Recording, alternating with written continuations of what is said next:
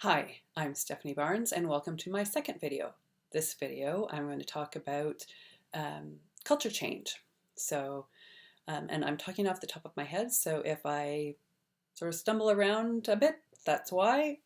You're getting me unedited.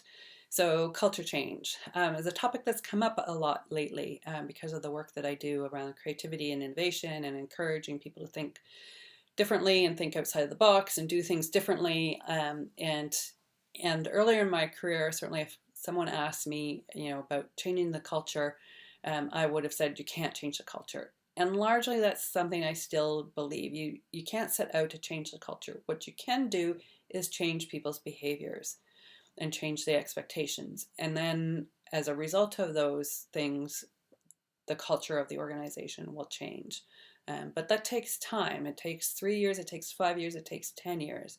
It takes a lot of effort, a lot of communication, a lot of people in management positions showing leadership. And I'm distinguishing there between management and leaders. And I think a lot of times we expect the people in management positions to be leaders. And all too often they're really not. They're managers. I think leadership's a completely different thing, and I'm going to do another video on that later on, but in a future episode. But this idea of culture change can happen through the alignment of behavior. So changing your KPIs, changing the expectations, communicating this revised or updated set of expectations around behaviors and how people are going to behave, and give them the time and the ability to do that. Reinforce that. Management needs to reinforce that. People who are leaders, whether they actually have organizational power because of the position they are in the hierarchy in an organization, or because they are perceived by leaders by their peers, then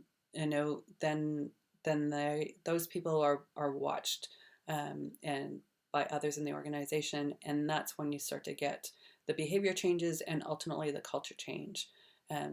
So we have to be patient, and everybody's a leader. Like I say, I'm going to talk a bit more about that later on, but the culture change comes as a result of these other things, of changing metrics, changing review processes, changing feedback processes to align with the desired behaviors and get people to do things differently, and then the culture will change. It all takes some time. It takes a lot of communication.